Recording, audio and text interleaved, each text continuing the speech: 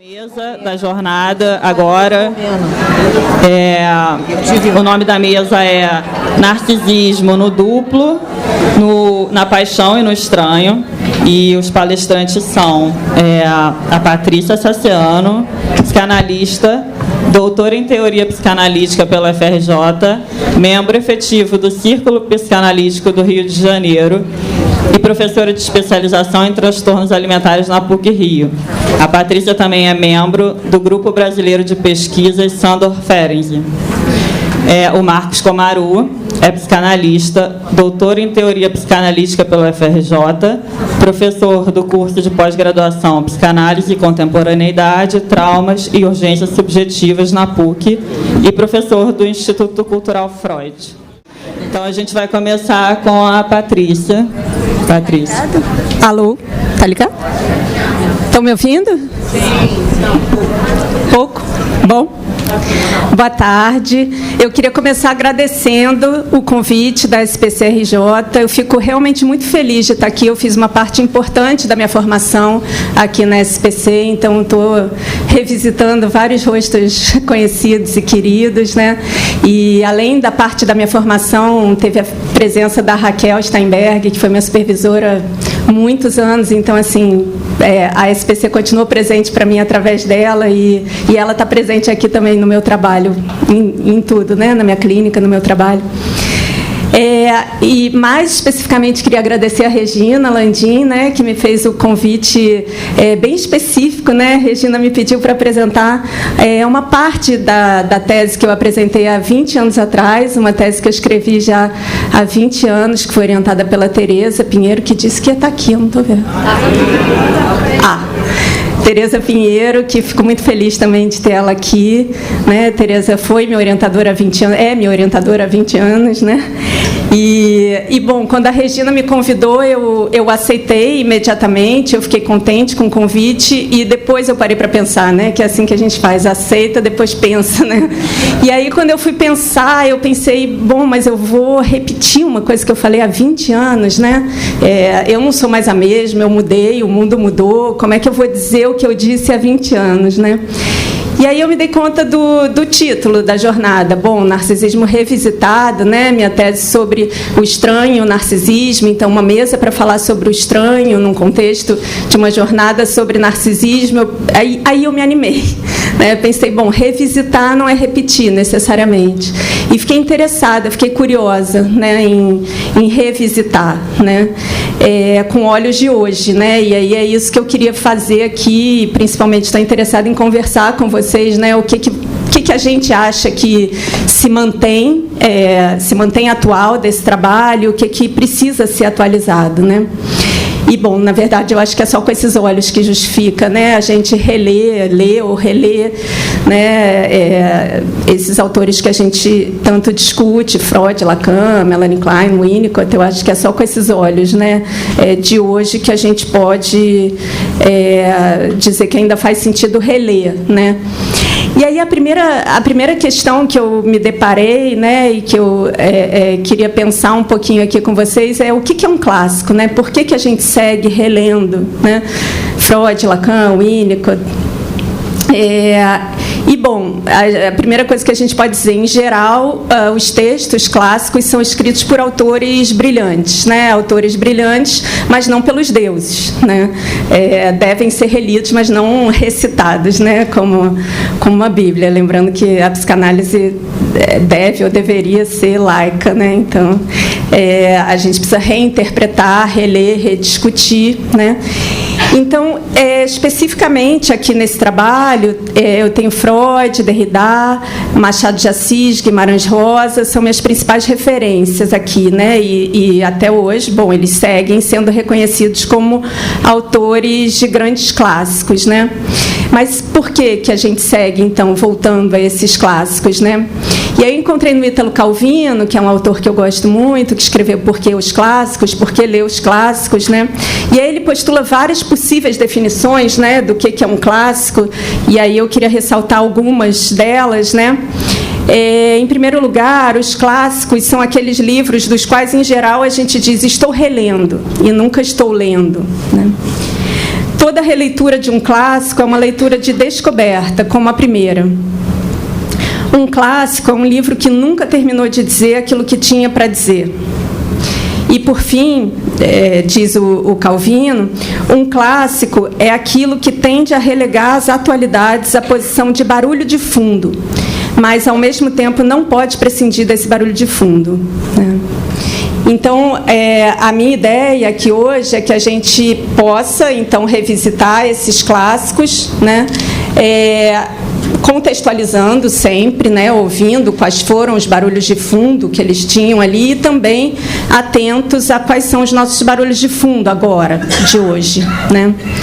Então, nesse trabalho, especificamente, que eu revisito aqui, né, com vocês, o tema do meu trabalho é Inquietante Estranheza, um tema apresentado por Freud no texto clássico de 1919.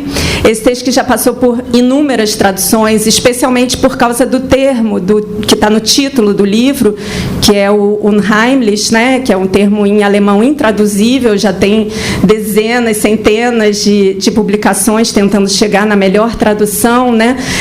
Mas no português a gente acaba apelando para mais de uma palavra, né? O inquietante familiar, o infamiliar, mas nenhum deles traduz exatamente a especificidade desse termo alemão, e o Freud faz todo um estudo, né, na etimologia do termo para dizer de que forma ali um termo que designaria algo que é familiar se torna estranho. E isso é a alma do texto do estranho, né? Esse estranho que o Freud descreve é um estranho capaz de despertar afetos muito intensos, né? Geralmente afetos de angústia, de agressividade, e isso tem a ver especialmente com a íntima familiaridade desse estranho. Não é um estranho qualquer, é um estranho que tem uma íntima familiaridade. E aí a frase bem conhecida do Freud nesse texto sobre o estranho, ele diz: o estranho é aquilo que deveria ter permanecido oculto, mas veio à luz, né? Isso também é nuclear, né, no texto do estranho. Então, falando do eu, né, e quando a gente fala do estranho, a gente está falando sobre o eu, a gente sabe que o eu se constitui de modo muito precário, como uma unidade, né, tem algo de ilusório nessa unidade, ele é fragmentado na sua própria constituição, isso a gente pode retomar o Ego e o Id, mas também vários outros textos, né, da psicanálise, pensando o eu como esse precipitado de identificações, somos divididos, estrangeiros para nós mesmos. A gente tem várias formas de dizer isso, né? De dizer que o eu não é senhor na sua própria casa. E esse fenômeno do Unheimlich é justamente essa irrupção num momento que depara o sujeito com esse fato de que o eu não é uma completude, né? De que essa completude tem um caráter ilusório. Entre os vários exemplos, várias situações de inquietante estranheza que o Freud fala nesse texto, tem o tema assim, muito importante que ele destaca, que é o tema do duplo, né? Que está até no título da mesa, né? E aí, assim, falando muito em termos gerais, o Freud vai definir o duplo como o efeito de se defrontar com a própria imagem inesperadamente, né? E, para isso, para dar um exemplo disso, o Freud vai narrar uma experiência própria, muito cotidiana, né? Uma experiência dele mesmo, do próprio estranhamento dele diante da própria imagem, refletida num espelho. Eu vou ler um trechinho de como o Freud conta esse episódio, porque, enfim, um escritor brilhante, né? Vai falar muito melhor do que eu poderia recontar essa cena. Então, citando Freud no Estranho. Estava eu sentado sozinho no meu compartimento no carro-leito, quando um solavanco do trem fez girar a porta do toalete anexo, e um senhor de idade, de roupão e boné de viagem, entrou. Presumi que, ao deixar o toalete, que ficava entre dois compartimentos, houvesse tomado a direção errada e entrado no meu compartimento por engano. Levantando-me com a intenção de fazer-lhe ver o equívoco, compreendi imediatamente, para espanto meu, que o intruso não era senão o meu próprio reflexo no espelho da porta aberta. E aí a última frase, muito importante. Recordo-me ainda que antipatizei totalmente com a sua aparência. bem etarista, né? Quem é esse velho que está entrando na minha cabine, né?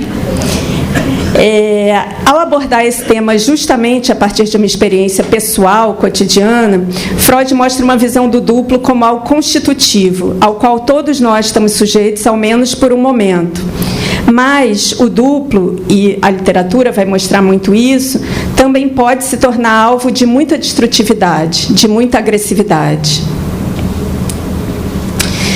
Na literatura isso é recorrente, né, esse tema da agressividade mortífera dirigida a um duplo, no qual o sujeito não se reconhece, né? Tem um conto do Poe que é muito conhecido, chama William Wilson, que é um exemplo clássico, onde ele vai narrar de um modo brilhante, especialmente na cena final do conto, esse embate onde o assassinato do duplo coincide com a morte do sujeito, com o suicídio, né?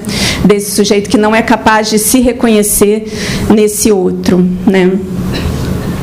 Então, tanto as formulações de Freud sobre o narcisismo, quanto as contribuições de Lacan sobre o estágio do espelho, que eu acho que já foi bem falado aqui, né, na jornada, vão mostrar que essa imagem própria, né, essa imagem da qual o sujeito depende para a sua constituição, ela só pode ser percebida como totalidade fora mesmo, numa exterioridade, né?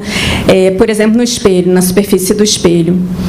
E, além disso, a apropriação dessa imagem exterior vai depender de um outro, que é quem vai apontar a correspondência entre esse sujeito, esse ser ainda em formação, ainda nem capaz, né, de se reconhecer, e aquela imagem integrada dentro do espelho, na superfície do espelho. Então, tanto esse papel indispensável do outro para a constituição do eu, quanto esse caráter de exterioridade dessa imagem própria, vão ser pontos fundamentais para a gente pensar na questão do estranho em articulação com o narcisismo, né? Essa articulação íntima, que vai fazer com que a gente pense como é que a própria imagem pode se tornar fonte de tanto estranhamento, né? Então, em geral, isso também acho que já foi bem conversado aqui na jornada, em geral a gente associa o narcisismo ao amor de si mesmo, né? O que, no extremo, seria um estado de desconhecimento do outro, dos limites que o outro impõe, mas a gente sabe que esse suposto enclausuramento narcísico exige um outro, né? Que é o desejo do outro é que dá essa consistência, a sua majestade, o bebê. Então, é importante a gente enfatizar que uma reflexão sobre o narcisismo é impossível sem que a gente leve em conta a função do outro, a função da alteridade, né? E assim, e por aí que eu queria me encaminhar hoje, pensando o estranho como uma fonte fundamental de perturbação, mas perturbação no sentido de uma convocação, né? De uma abertura, de um enriquecimento para o narcisismo. Então, eu penso que a partir do encontro com essa inquietante estranheza, tem diferentes destinos que são possíveis, né? São possíveis diferentes saídas, né?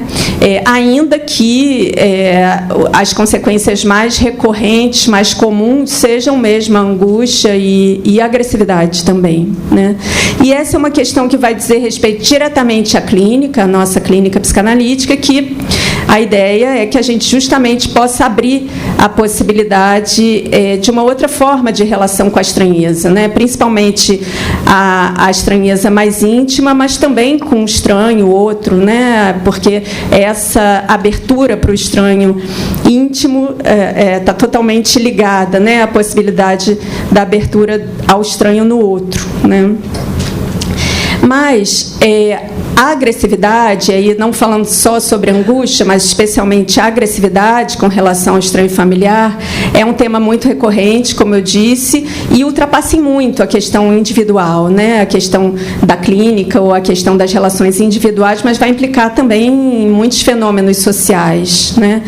E, nesse sentido, essa inquietante estranheza do Freud pode servir como base para uma reflexão que não se restringe a esse momento fugaz de vacilação da imagem diante do espelho, mas também a toda a relação com a alteridade, né? Seja a alteridade no outro, seja alteridade em si mesmo, né? E aí, para essa investigação sobre o estranho e seus destinos, eu segui uma indicação muito preciosa do próprio Freud, que apontava que a literatura tinha muito a contribuir para esse tema do estranho, né? E, obviamente, que não é à toa, né? Não é à toa que recorrer a esse outro campo, né? Esse outro discurso, o discurso literário, possa ser tão valioso, especialmente aqui, né, quando a gente está falando desse ponto onde parece que faltam palavras, né? E, bom, a gente sabe que o Freud sempre atribuiu muita importância, né, à literatura nos estudos dele, permeou a obra dele toda, né, com citações dos autores preferidos dele. Ele considerava a literatura um duplo da psicanálise, né? Tem a conhecida carta que ele escreve ao Schnitzler, né? Confessando que via no Schnitzler um duplo, né? Como se pela literatura também fosse possível o acesso a questões muito próximas daquelas que ele tratava na psicanálise, né? Então, recorrendo à literatura como mais um campo aí para enriquecer a nossa abordagem, né? Eu escolhi um conto do Machado de Assis, que imagino que a maioria conheça, que se chama O Espelho, né? É um conto de 1882, mas é impressionante como ele é atual, né? E por isso eu acho que vale a gente revisitar também o Machado de Assis, né? Ele vai mostrar com muita precisão, assim, com muita, de uma forma muito aguçada ali, esse duplo caráter da imagem, que tanto constitui quanto pode aprisionar, né? Levando num extremo ao aniquilamento do sujeito, né? Então, recontando aqui o conto, em linhas gerais, para quem não lembra, para quem não conhece, ou até porque é um prazer poder recontar, o conto vai... na cena inicial do conto, tem o narrador, que é o Jacobina, e ele está ali, entre amigos, dissertando sobre a alma humana, revelando uma constatação pessoal. Ele conta uma experiência que ele teria vivido na própria pele, né? E aí também eu vou citar, porque é maravilhoso, eu acho. Em primeiro lugar, não há uma só alma, há duas. Uma que olha de dentro para fora, outra que olha de fora para dentro. A alma exterior pode ser um espírito, um fluido, um homem, muitos homens, um objeto. Está claro que o ofício dessa segunda alma é transmitir a vida, como a primeira. As duas completam o homem. Quem perde uma das metades, perde naturalmente metade da existência. E casos há, não raro, em que a perda da imagem exterior implica a da existência inteira. O Jacobina afirma ter chegado a essa conclusão a partir de um episódio pessoal que ele vai narrar em seguida, né? Nas palavras do Machado de Assis, eu tinha 25 anos, era pobre e acabava de ser nomeada alferes da Guarda Nacional. Essa conquista se tornou o centro das atenções na modesta família, que, muito orgulhosa, passou a chamá-lo apenas de Senhor Alferes. Nesse contexto de entusiasmo familiar, o Jacobina aceita o convite de uma tia, que morava num sítio isolado, para passar uma temporada na casa dela. A tia insistiu para ele levar a farda de alferes e o recebeu com todas as honras. Ao senhor alferes era reservado sempre o melhor lugar à mesa e, mais ainda, a tia concedeu a Jacobina a honra de pôr em seu quarto um valioso espelho, uma obra rica e magnífica que destoava do resto da casa, cuja mobília era modesta e simples. O Jacobina conta que todos esses carinhos, atenção, obséquios provocaram nele uma grande transformação, a tal ponto que, nas palavras dele, o alferes eliminou o homem. Aconteceu, então, que a alma exterior, que era dantes o sol, o ar, o campo, mudou de natureza. Passou a ser a cortesia e os rapapés da casa. Tudo o que me falava do posto, nada do que me falava do homem. Jacobina passou algumas semanas sendo exclusivamente alferes. Até que seus familiares precisaram partir de repente, ele se viu só.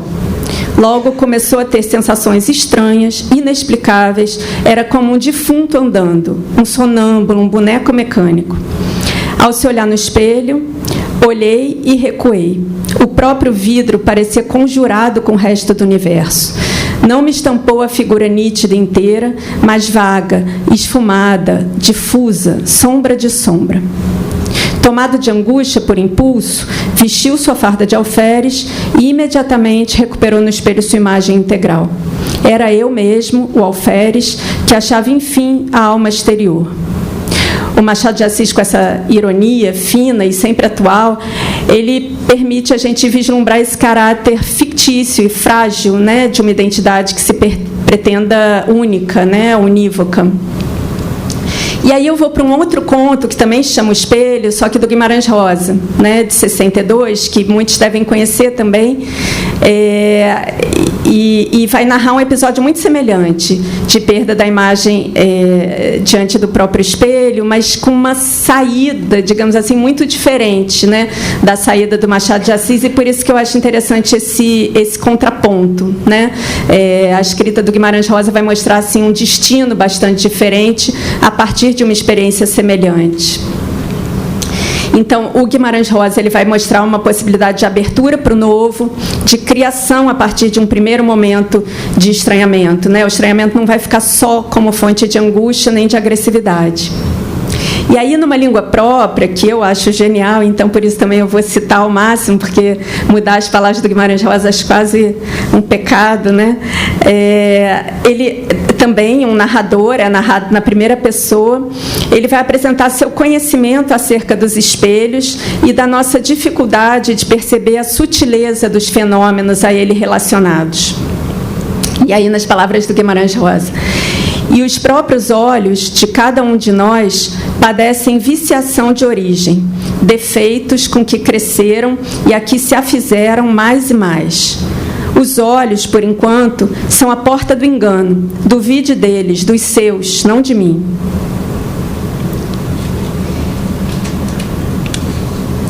Ele vai narrar, então, o primeiro episódio de estranhamento da própria imagem, quando era ainda moço, comigo contente, vaidoso, e descuidado, deparou-se com um jogo de espelhos. E o que enxerguei, por instante, foi uma figura, perfil humano, desagradável ao derradeiro grau, repulsivo, se não hediondo. Deu-me náusea aquele homem, causava-me ódio e susto, eriçamento, espavor. E era, logo descobri, era eu mesmo. Só que a partir daí, ao invés de recuar, o personagem se lança numa longa experiência. Desde aí comecei a procurar-me, ao eu por detrás de mim, à tona dos espelhos.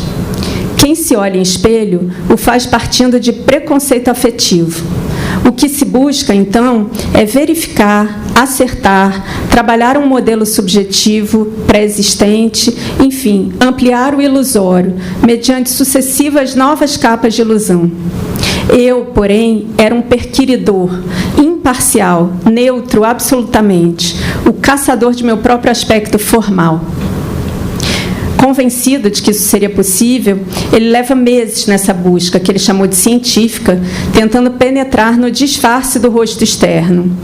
Insistia em atravessar aquilo que ele denominou uma máscara, acreditando que, para além dessa, ao devassar o núcleo dessa nebulosa, ele encontraria a sua vera forma.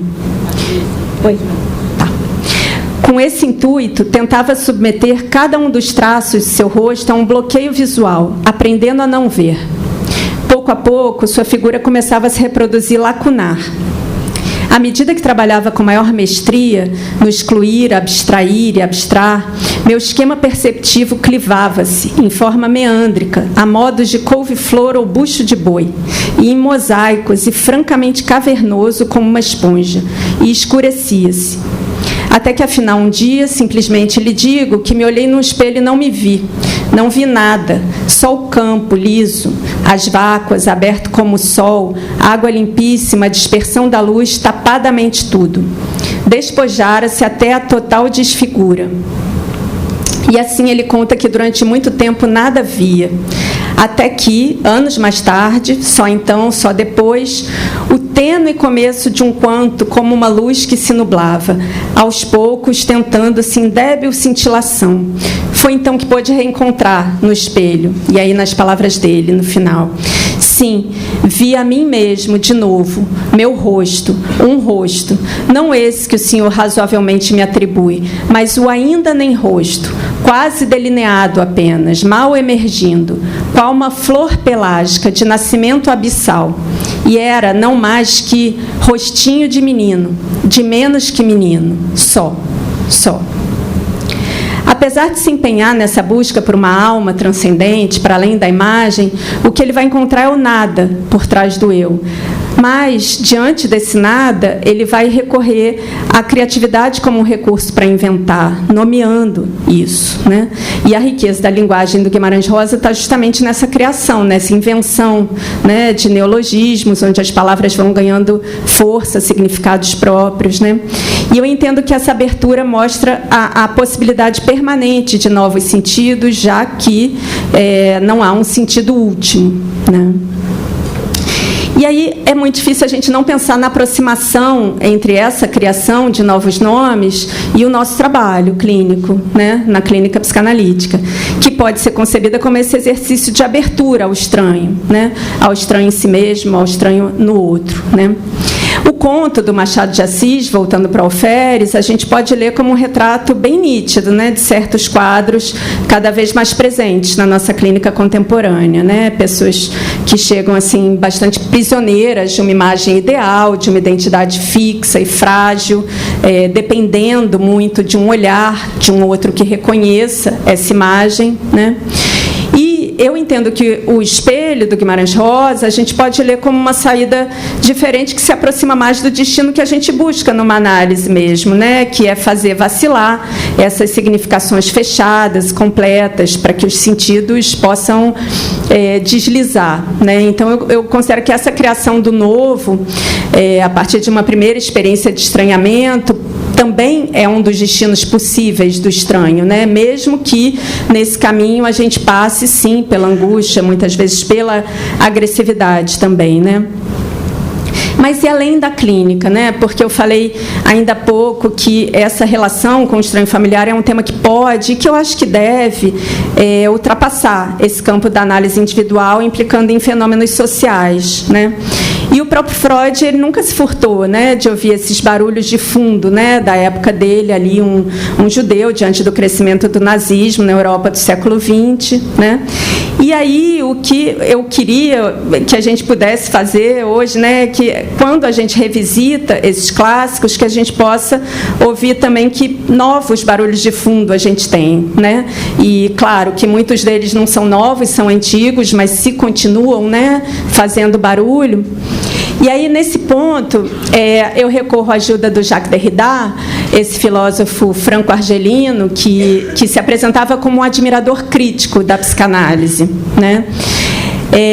Na abordagem do Derrida, que se caracteriza pela desconstrução, que não é sinônimo de destruição da psicanálise, ele denunciava que, além das resistências do mundo à psicanálise, a gente teria o dever de nos questionar acerca das resistências da psicanálise ao mundo e a ela mesma, né? E isso eu acho a parte mais interessante, a resistência da psicanálise a si mesma.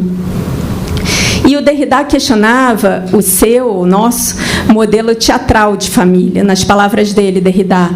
Uma família sempre mais ou menos real, patriarcal, heterossexual, instalada na diferença sexual como oposição binária.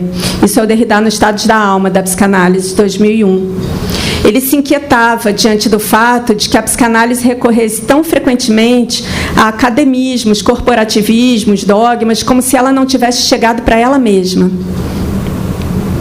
Ele considerava que a psicanálise ainda saía muito pouco das suas próprias fronteiras, como se ela permanecesse, apesar da sua presença em tantos países, tão tímida, tão facilmente, tão fragilmente implantada, tão europeia, tão ocidental. A crítica do Derrida, né, a desconstrução que ele propõe. E aí, revisitando esses temas, então, agora, né, eu percebi que, seguindo a herança do Freud, eu me dediquei a refletir sobre o estranho familiar, que facilmente se torna alvo de agressividade. Na tese, eu falei muito sobre racismo também, o racismo dirigido a esse estranho familiar, esse estrangeiro, o imigrante. Como herança brasileira, né, na minha tese, aqui também, eu exaltei muito a riqueza das invenções linguísticas da língua brasileira, né, de Machado de Assis, Guimarães Rosa, a importância da recriação permanente na psicanálise. Mas é bem constrangida que eu me dou conta agora de que ali, há 20 anos, eu não pensei sobre o racismo brasileiro. Naquela altura, há 20 anos, mais ou menos, o racismo estrutural brasileiro ainda era um tema muito distante dos debates psicanalíticos. Apesar de autoras fundamentais, como Lélia Gonzalez, Neuza Santos Souza, entre outras, que já publicavam, né, desde os anos 80, faz pouco tempo que esse tema vem se tornando mais presente nas nossas discussões, né? Talvez a partir do aumento mesmo da presença negra nas universidades, com a política de cotas, né? A gente não estranhava o suficiente a ausência de analistas negras, por exemplo, nos círculos psicanalíticos, e nem que tão poucos pacientes negros chegassem aos nossos consultórios, enquanto eram maioria nos nossos ambulatórios, meu ambulatório no IPUB, no Hospital de Servidores, a vida inteira, muito mais pacientes negros do que brancos, né? E no meu consultório, o avesso disso, e eu fico constrangida de dizer que eu não estranhava isso. E não é à toa que eu não estranhava, ou que muitos de nós não estranhávamos o suficiente para propor alguma mudança nisso, porque eu acho que a maioria de nós aqui, a gente se vê claramente refletido na nossa branquitude, nesse espelho, né? Sem conflitos e cercados de privilégios, né? Então, retomando ali um pouco a fala do Benilton, não é à toa que a gente não estranhava, é porque é muito confortável ser universal, né?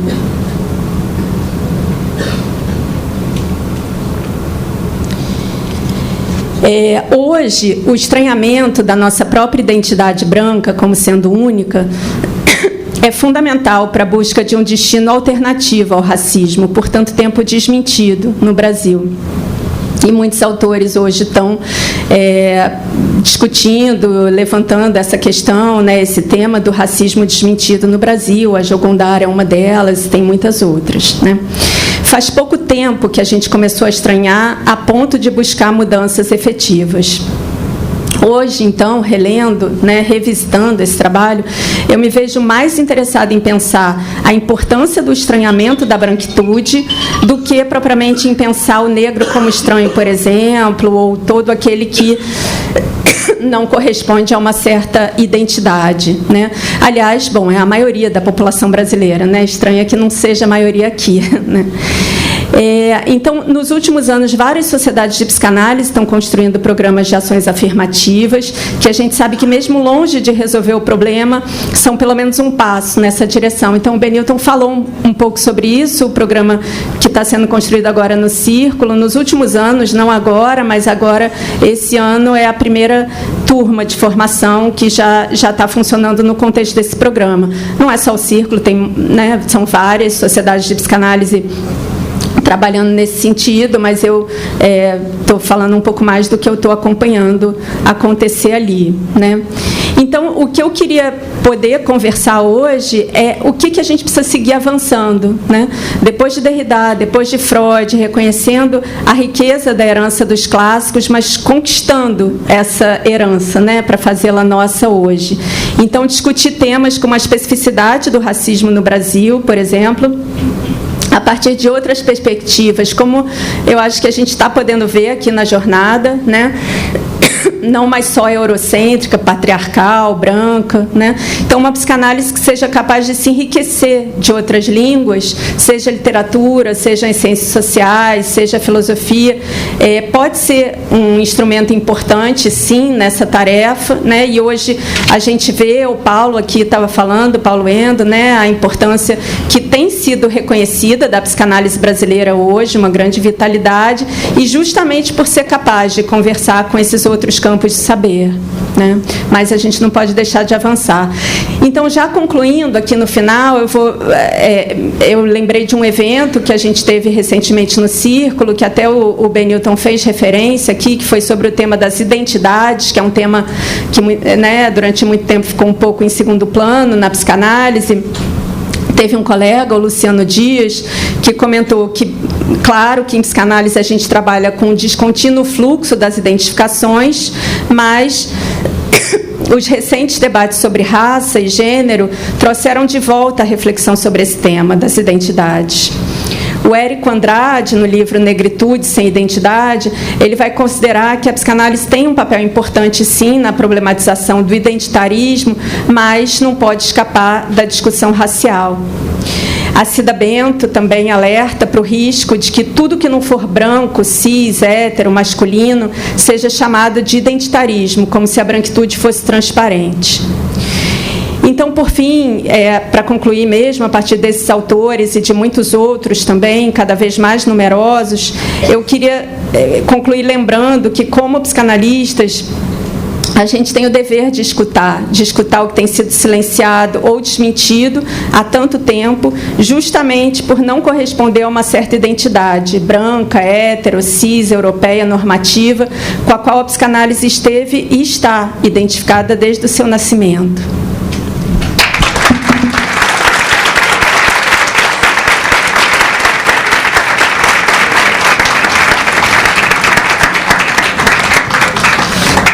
Obrigada, Patrícia. Agora o Komaru.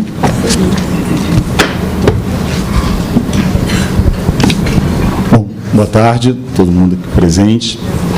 Eu quero iniciar, claro, agradecendo o convite da SPCRJ, mais um ano que eu estou aqui com vocês. Eu estava me dando conta que a primeira vez que eu tive uma jornada da SPCRJ foi a 6ª jornada. Nós estamos na 27ª, então tem 21 anos atrás, né? Foi em 2003. Incrível, foi gente revisitando, literalmente. Eu tive em algumas outras, claro que não em todas, mas, enfim, de tempos em tempos eu tive o prazer de estar aqui, participando, trocando. É incrível, 2003, 20 anos atrás, a jornada era sobre identificação, que é um tema completamente articulado ao tema de hoje. Milhões de coisas eu pensei, como a Patrícia mesmo disse, as mudanças, nós mudamos, a psicanálise muda, o campo, onde nós estamos inseridos se transforma. Isso é um desafio, retomar, no caso, revisitar o narcisismo. A narcisismo e identificação são praticamente primos irmãos, assim, ou irmãos, quase tem muita similitude, difícil pensar a diferença. E essa foi a primeira vez que eu falei, lá em 2003. E aqui, mais recentemente, a última participação foi em 2019, que era uma jornada, eu fui até ver, cujo tema era Angústia nos Tempos Atuais. Foi em outubro de 19. E nós não sabíamos o que estava por vir, porque aí 20, aquela maluquice. Eu só estou voltando agora. A SPC manteve as jornadas online, incrível, o compromisso com o encontro com a produção. E eu estou voltando agora. Em 2019 eu estive aqui, até apresentando um trabalho cujo título era curioso, que era A Descartabilidade como Defesa face à Perecibilidade. É um tema meio assim, Mas era um pouco essa lógica do jogar fora no lixo, qualquer arranhão de discórdia, de estranheza, a gente descarta, a gente joga fora, a gente substitui, não quero lidar com o parcial, com o que claudica. Narciso acha feio que não é espelho, já foi tão citado aqui. Então, há 6 anos atrás, foi um pouco essa discussão, depois pandemia, o mundo virou de cabeça para baixo, nós estamos voltando, e eu recebi o telefonema, uma mensagem, não sei, da Cecília, muito gentil, me convidando para participar da jornada, cujo tema era Revisitando o Narcisismo, que eu adorei. E, na época, eu estava lendo em 2 espaços o texto do narcisismo, meio que linha a linha, trabalhando. Então, Cecília convidou, sempre a mim é muito sedutor estar aqui participando. Falei, não, claro, conta comigo. E falei, gente, o narcisismo, estou às voltas com ele em 2 espaços, vai ser, tranquilo. E como a Patrícia disse, o tempo vai passando, as coisas atropelam.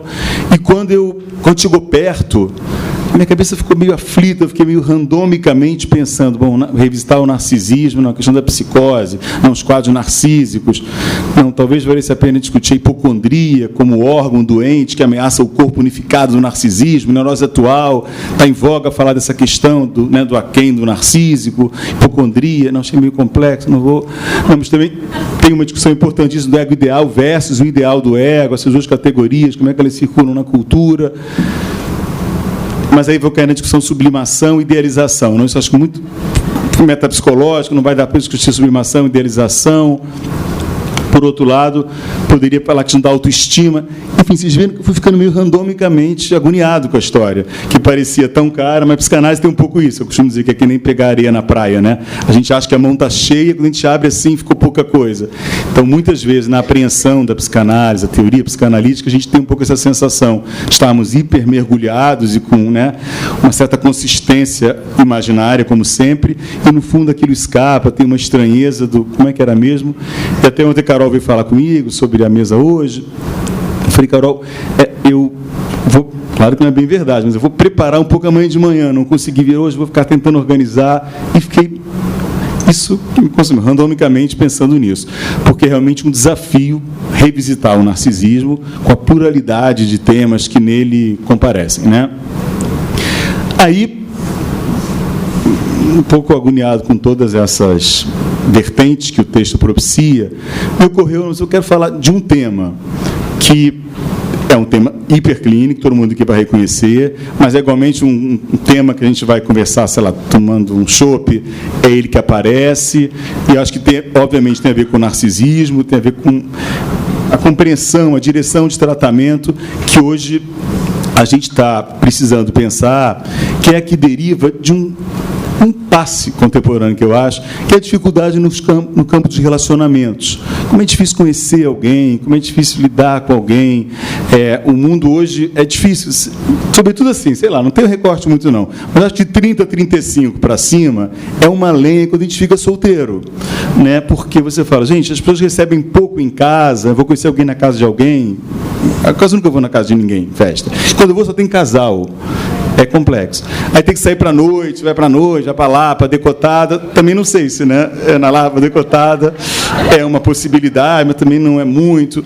Aí, obviamente, sempre sobem os aplicativos, que aí sim é uma coisa mais segura, eu estou em casa, mas eu não gostaria de me expor tanto. Não sei se é bom eu, né? Alguém gosta de mim? E eu acho interessante que os aplicativos, no início, lá nos anos 90, no final dos anos 90, eles pareceram, eu acho que eles foram interessantes, porque a gente não tinha tanta facilidade de mandar foto. Então, os aplicativos funcionavam, lembro os analistas falando, não, interessante o aplicativo como uma modalidade de conhecimento, porque a palavra vem antes da imagem. Então, você teclava, falava um pouco, sei lá, sobre a sua vida, o que você gostava, cinema, você viajava, não viajava, onde você morava, suas questões. Aquilo ia fazendo uma trama de desejo, de causa do desejo, e às vezes para mandar foto tinha que ser por e-mail, vou mandar uma foto por e-mail, eu não sei se tem uma foto digital, era uma lenha, gente, aqui evoluiu muito rapidamente, a foto está na capa. Aí houve uma inversão, que aquela palavra que vinha antes da imagem, e ela fazia um colchão simbólico, um colchão de significação, às vezes o encontro presencial não era tão incrível, mas eu tinha o suporte das identificações, a gente pode falar, e do bem-querer, era muito interessante.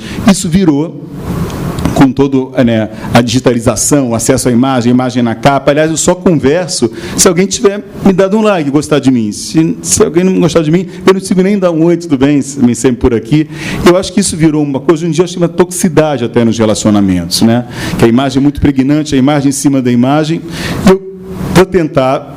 Eu estou trazendo assim, esse recorte, porque eu acho que é um desafio hoje na clínica, e a Patrícia estava falando de como é que a psicanálise hoje tem que sempre pensar a própria psicanálise, que pode ter aquela história também da gente situado como analistas, a psicanálise, a parceria, a conjugalidade, a família, o analista meio casamenteiro também. Eu acho que hoje é um desafio importante no consultório, é uma certa legitimação, é uma expansão de que como que a Márcia Medeiros chamou de caça aos avulsos, que nós não fiquemos caçando os avulsos, né? Que é uma possibilidade de troca, circulação, interesse, viagem, com legitimidade, mesmo que não seja na vertente da conjugalidade. Isso é uma coisa interessante, muitos analisando. De gênero sempre é um problema, eu vou falar assim, mas vou falar baixo. Mais um pouco mulheres, muitas vezes, né, agradecem, se beneficiam de uma certa conquista, de uma legitimidade, de uma potência, que muitas vezes é constrangedora. Chegar sozinha, e sozinha, sempre tem alguém querendo apresentar um primo, um viúvo, um amigo que separou, é aquela situação meio constrangedora, a pessoa às vezes quer, às vezes não quer, tudo para não ficar sozinha, e casal anda com casal, aí casal chama para sair, aí está separado, o casal não chama, também tem, meu Deus, será que vai roubar meu marido? Assim, é muito interessante. Tem uma dimensão assim engraçada, mas ela tem uma dimensão densa, que é esse empuxo ao dois, né? A conjugalidade como forma legítima de estar. Eu acho que é incrível, e a gente, quando está mais antenado nas desconstruções que vão do campo social ao mais private, assim, íntimo, de poder, e eu acho lindo os momentos onde alguém, claro, o encontro, as parcerias são balsâmicas, mas depende de muitos fatores. E muitas vezes a nossa vida vai um pouco mais solo, mais avulso. E, por favor, não fica querendo me apresentar alguém como se aquela minha condição fosse uma condição a ser retificada, a caber no modelo. E aí, claro que eu estou falando isso muito inspirado, não sei se vocês leram uma crônica, ela é muito sensível sempre, a Marta Medeiros, lá naquela revista Ela, do Globo, não sei o quê. Em abril, ela escreveu uma crônica, que eu estou baseado nela, chamada Caça aos Avulsos. Exatamente, ela comentava de uma amiga dela, uma moça que ela conhecia, que tinha se separado, estava há cerca de uma década sozinha, ok? E que a moça dizia, gente, é inacreditável, que minhas amigas estão sempre inconformadas, perguntando, onde é que estão os crushes? Está com algum paquera? Você vai ficar sozinha para sempre? Você está saindo com alguém? E a amiga dela dizia o quanto isso era desconfortável. Depois ela conheceu uma pessoa e disse que quando ela conheceu, viu aquela, ufa, até que enfim, né? Agora você está bem, né? Uma certa sensação. E ela, obviamente, partindo dessa situação da amiga, ela falou como é que estimular as solteiras. Cabe os solteiros também, né? Não fica gênero demais. Mas ela, mulher, falando da experiência dela como amiga, fala como essa compulsão de estimular as solteiras a formarem par. Pode ser um carinho, não, é bom ter alguém, você viajar, você não ficar sozinho, mas que também pode ser um sintoma. Eu acho que isso aqui é importante, né? Um sintoma de um certo medo que a sociedade tem das pessoas avulsas, principalmente das mulheres avulsas, né? E essas mulheres, quando estão avulsas, ou solteiras, avulsas também é ruim, né? Se desapegaram, estou pegando muito o que a Marta diz lá, que eu gostei, desse conceito arcaico que uma mulher só tem valor com o homem do lado, né? Elas não topam qualquer arranjo para ter alguém. Às vezes a solitude deixa de ser um bicho-papão, ela tem trabalho, tem viagem, tem amigos, tem livros, tem paquera, sei lá, tem massagem tântrica. É interessante, você tem possibilidades, né? De não é porque eu estou sozinho que necessariamente eu vou chegar lá numa questão meio de libido narcisa, cadê a libido objetal, um colapso. Eu não queria ter essa leitura, né? De já pegar a solteirice como um impasse no campo do investimento objetal. A Marta Medeiros segue, fala que a estrutura social do casal ainda embute a ideia de adequação e enquadramento na conjugalidade. Então, tem as questões, isso é muito sério, né?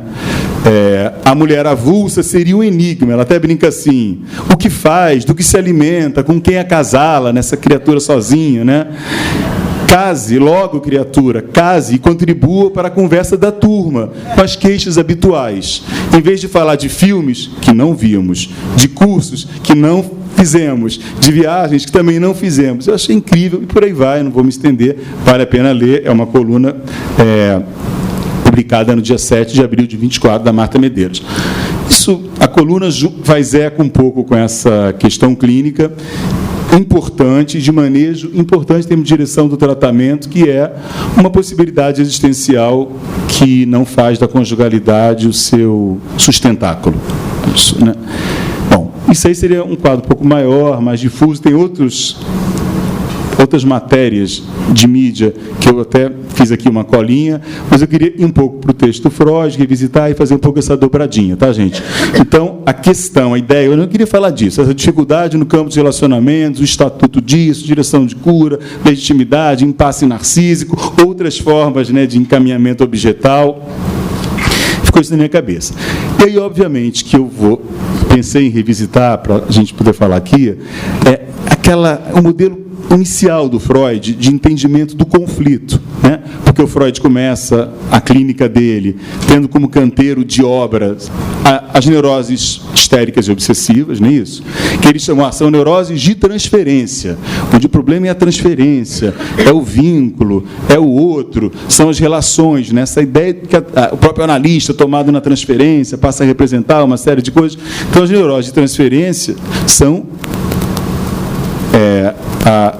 As neuroses de transferências são a base dessa primeira compreensão que o Freud teve do conflito psíquico, que naquele momento ele entendeu, gente, olha só, esse endereçamento radical ao outro, esse afã de satisfação, de descarga, de prazer, essas pulsões sexuais dirigidas ao objeto, né? E aí tem caso da Lucy, que se apaixona pelo patrão, não é isso? A outra se apaixona pelo cunhado, marido da irmã, as questões incestuosas, adora com o senhor K, quer dizer, esses amores proibidos, impossíveis, conflituados, não correspondidos, né? Mas tudo nesse campo do outro, da alteridade, neurose de transferência. O Freud fala, então tem de um lado a sexualidade, com toda a sua virulência, intensidade e perigo, e do outro ele entendeu que teria autoconservação do sujeito, autopreservação. Ele chama do interesse, né? Então, o primeiro modelo ele faz pulsões sexuais versus as pulsões de autoconservação.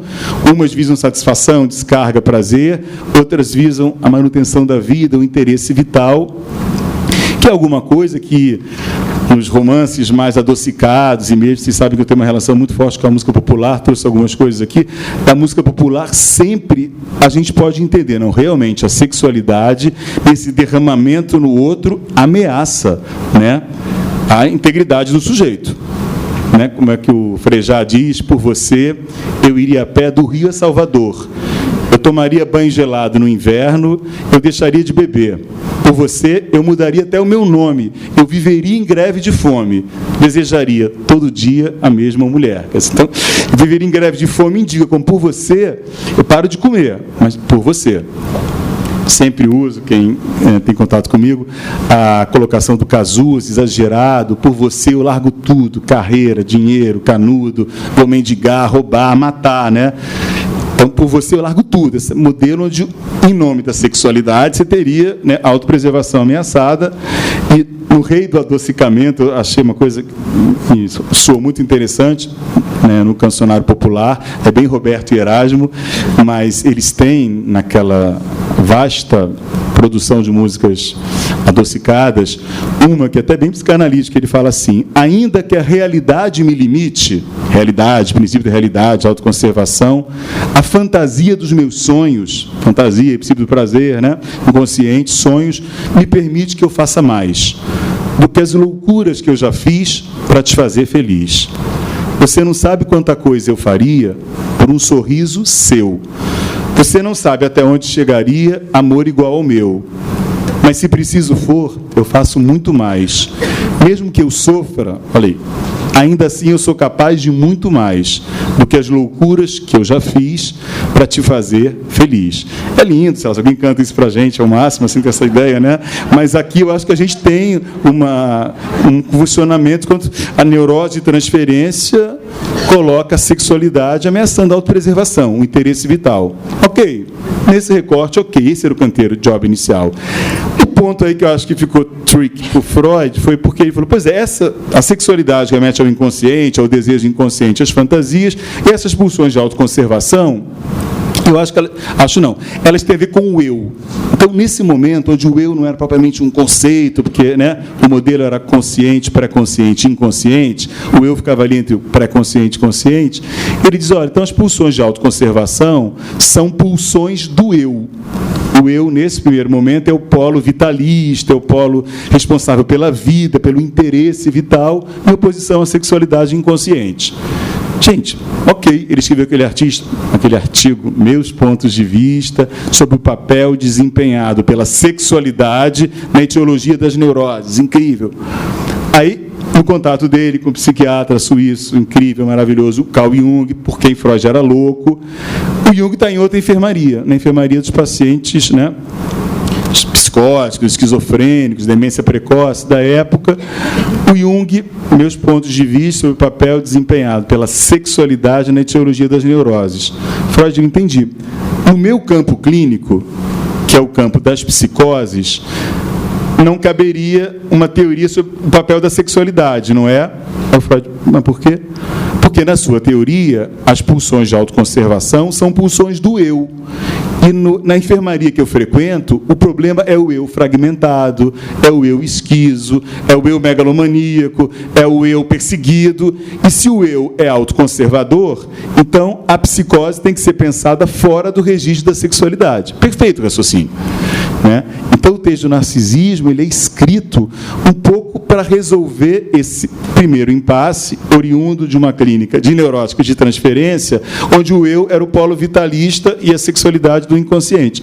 A psicose demonstrava que o eu transcendia em muito esse campo autoconservador do sujeito. Os delírios megalomaníacos, psicóticos, persecutórios, como eu falei, a fragmentação esquizofrênica. Então, o texto do narcisismo, que a gente foi convidado a revisitar, ele tem como entrada a problemática do eu e o seu estatuto. É o eu campo vitalista? O Freud, a partir da psicose, a partir de um certo recorte da homossexualidade, a partir, né, da vida das crianças, sua majestade o bebê, aquele encanto da família, coisa mais linda do mundo, a perfeição, a razão da minha vida, ele introduz o narcisismo e fala, não, acho que o eu realmente tem que ser repensado, o eu, na verdade, não é o representante da vida, da autoconservação, o eu é uma imagem unificada do próprio sujeito, onde o sujeito se reconhece, onde ele se identifica. Essa imagem não nasce de dentro para fora, é de fora para dentro, corresponde à projeção dos desejos parentais, né? A criança mais linda do mundo, o amor da minha vida, a princesa, essas coisas complicadas, né? Mas a coisa mais linda do mundo, a gracinha.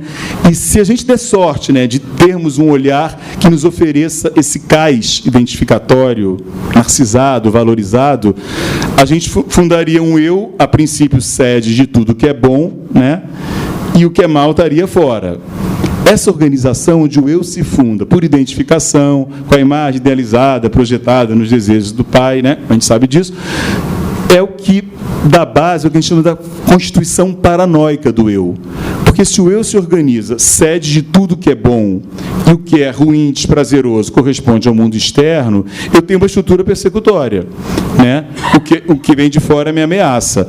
Então, temos que transcender essa primeira imagem narcisada, idealizada, completa, onde o bom está em mim e o mal está fora, para podermos reconhecermos portadores de lacunas, de faltas, de atos, e reconhecermos que fora tem ideais incríveis que eu posso tentar deles me aproximar, e conforme me aproximo desses ideais, o meu eu ganha, né, uma consistência, uma valorização. Enfim, aí o Freud reformula, introduz o eu, que era autoconservador, no campo da sexualidade, no campo da libido, no campo do erotismo. Isso é o narcisismo. É o eu participando do circuito libidinal erótico, uma representação unificada de si mesmo, onde uma satisfação ocorre. E essa ideia fez com que o Freud falasse, então, acho que a dinâmica ficaria entre libido do ego, o quanto eu invisto em mim mesmo, e a libido objetal, o quanto eu invisto no objeto. Acho que clinicamente isso é super reconhecível, o quanto cada um de nós está preso, lambendo as próprias, né, imagens, o quanto nós estamos no objeto, derramado demais no objeto, é a paixão que eu acabei de cantar para você na MPB, se eu desinvisto demais o mundo, não me interessa, o meu quarto, a minha vida, o meu eu, minha alimentação, minha casa, meus horários, meu treino, o mundo vai acabando. O Freud fala, o delírio paranoico do fim do mundo indica que a libido objetal foi toda sequestrada. O mundo acaba se o mundo não é investido. Então, entre o fim do mundo paranoico, né, e a paixão autoritária, teríamos nós algum lugar de saúde. Não é no texto do narcisismo, é na conferência que ele faz sobre o texto do narcisismo, 16, né, teoria da libido e narcisismo, mundo em guerra, não sei o quê. O Freud fala, em circunstâncias normais, a libido do ego pode ser transformada sem impedimento em libido objetal, e a libido objetal pode novamente ser devolvida para o ego. Então você vê que tem quase uma definição de normalidade, seja lá o que for isso, mas dinamicamente a normalidade é que o ego possa adentrar os objetos sem se dissolver ou se perder e possa desinvestir o objeto, retomar para o ego, sem romper com a realidade, resumidamente, tá? Enfim, por aí vai. O que eu ia falar? Esse conflito é incrível, clinicamente é o que a gente reconhece, mas ele produziu um problema para o Freud. O Jung fala, não, narcisismo perfeito. Agora, Freud, então é libido do ego versus libido objetal? Libido narcísico. Então, o ego, então entendia a megalomania, entendia os delírios de perseguição. Mas então não tem dualismo pulsional, né, Freud? É tudo libido. Isso era difícil. Freud era um pensador do conflito, que entendia que o dualismo tinha que ser um dualismo ontológico, de pulsões. Ele fala, gente, não, uma energia neutra, vital, não é libido do ego versus libido objetal. Qual é o outro elemento pulsional? Tem as pulsões do ego. Então, sempre eu falo, quando a gente lê o texto de narcisismo, há que diferenciar libido do ego das pulsões do ego, são de autoconservação. Né? Aí depois vem a Primeira Guerra, já tinha acontecido a Primeira Guerra, quando ele escreve o narcisismo, uma commotion, e isso tudo faz com que o Freud fale, não, essa ideia de entender o conflito humano entre satisfação e vida precisa ir além.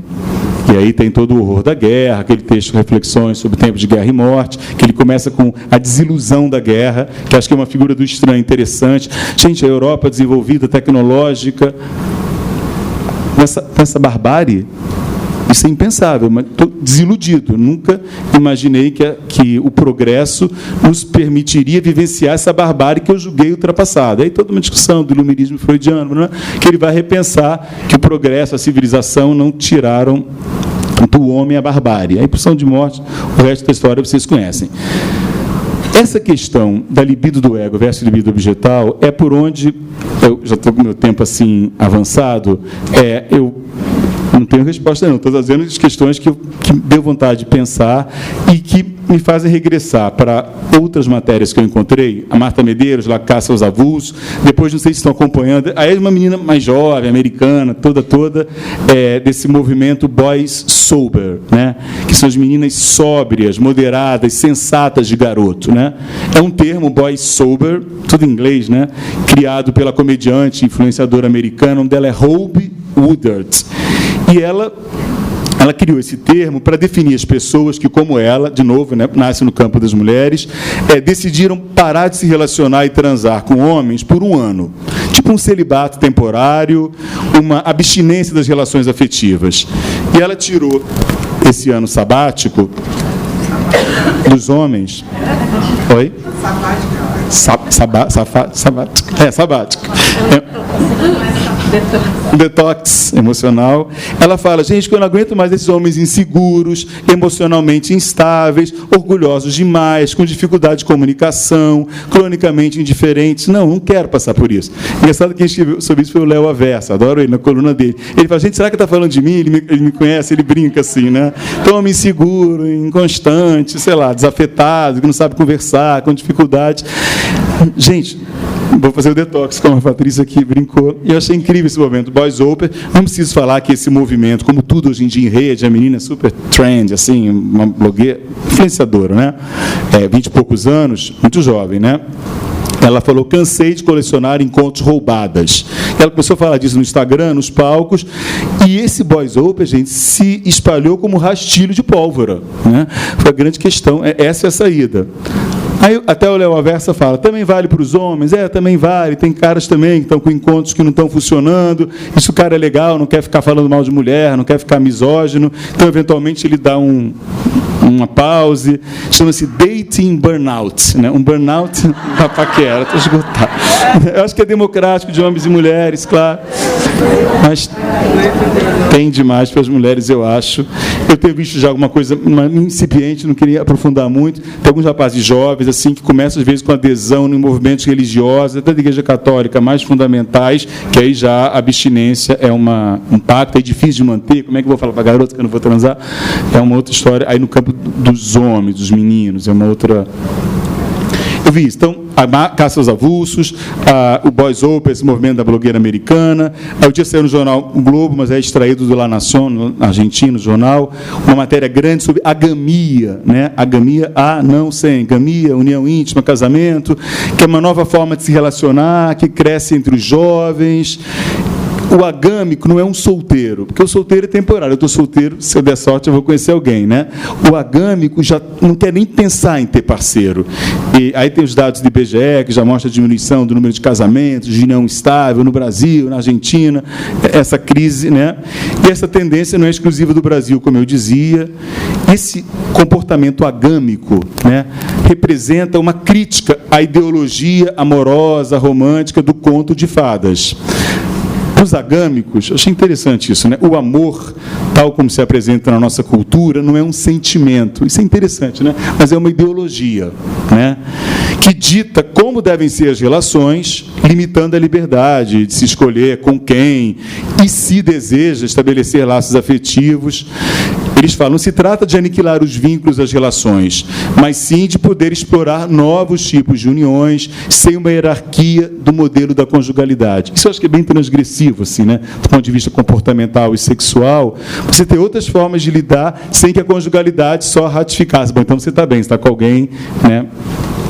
Acho que o tempo esgotou, né? Não, só uma outra matéria que eu vi, eu fui colecionando, gente. Uma chamada Atrofia Emocional, de novo saiu na revista Ela, o nome é maravilhoso, Atrofia Emocional, que é uma denúncia de como está difícil o desenvolvimento emocional. É muito feito em cima de aplicativos, não sei o quê, que tem muita oferta, muita gente. É incrível como trocas de mensagem, em 1 minuto, dão espaço ao silêncio. A pessoa para de conversar, para de responder, eventualmente te bloqueia, e isso gera uma situação estranha que indica como apaixonar, se tem um relacionamento, nunca foi tão difícil. E nessa lógica, aí para finalizar mesmo, que o que eles falam da atrofia emocional, é porque já tem uma coisa também meio neoliberal. Como é que você quer o carro? Como é que você quer a pessoa? Tal idade, trabalha assim, que mora lá, que gosta daquilo. Então você vê como se fosse comprar um carro, ar-condicionado, vida elétrica, você tem uma série de pré-requisitos que dificilmente a pessoa cabe naquilo. Então você tem uma lista imaginária, ego ideal, ideal do ego, de representações, com pouquíssima disponibilidade por parte de quem está nesses aplicativos de abrir mão desses ideais, desses estereótipos. E quando a gente abre mão disso, a gente tem uma curiosidade ou desejo de conhecer melhor você. Eu vou fazer uma pesquisa dos itens que vêm no pacote. Em geral, os itens não batem e aí, em vez de haver um desenvolvimento, há uma atrofia. Porque o desenvolvimento implicaria desejo, curiosidade, abertura para o outro, para o estranho. E aí remete à história da descartabilidade lá de 6 anos atrás. Gente, um recorte assim, um pouco mais clínico. Eu vou agradecer o convite mais uma vez, a atenção de vocês, e no debate deve aparecer, tá bom? Obrigado.